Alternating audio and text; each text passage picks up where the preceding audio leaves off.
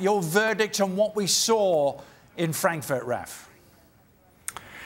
Well, I think Maurizio Sarri can be very pleased with his performance, of the team once they came through this early period of dominance, of real pressure from Frankfurt. Once they started playing their own game, they were the much better side, and if anything, I think the 1-1 draw flattered Frankfurt a little bit by the end of the game, keeps the tie alive.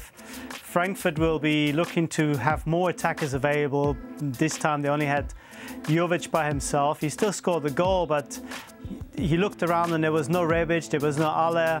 Pacienza only came on late on, so they were a little bit light up front and a little bit heavy on their feet, with legs coming in quite heavily, and Chelsea doing well to make them run, to keep the ball, and just failing to, I think, take really advantage and get that second goal.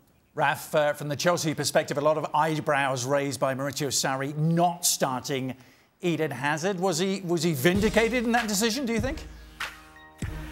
It's difficult to say. I mean, in the first half, Chelsea were pretty poor, and Frankfurt were well worth the lead. They were the better side, they created chances, and it took an individual goal from Pedro right before half-time to level it.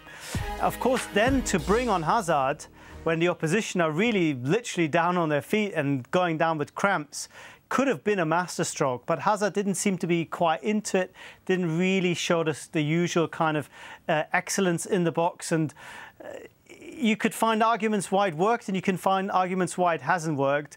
If the season ends with Hazard being still in great form and Chelsea succeeding both in the league and maybe we're winning the Champions League, then you can say he's managed it really well with all the other injuries.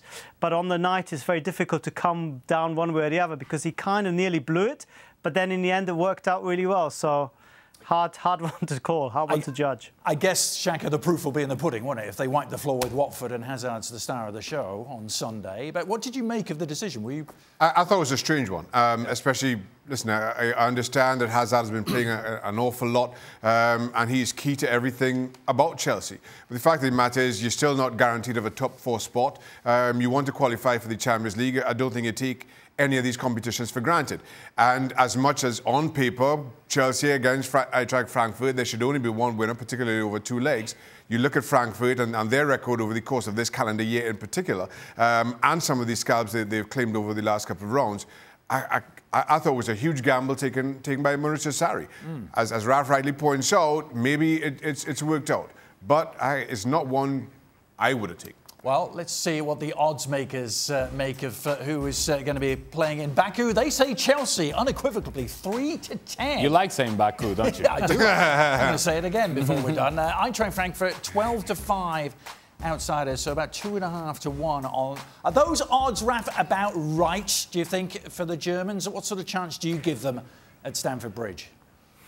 I'd give them a slightly better chance. I mean, it's moved from sort of 60-40 to maybe 80-20, but it's a reasonable chance. I think Chelsea have to be much more on it. They can't afford to kind of sleepwalk through the first half. We saw in the last round how sloppy they were and how many chances and goals they could have conceded. If they play against Frankfurt that way, taking their progress for granted, I think they will be punished.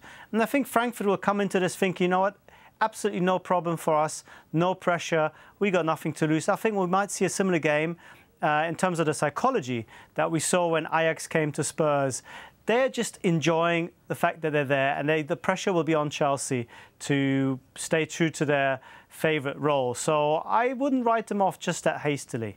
For more, sign up now for ESPN+.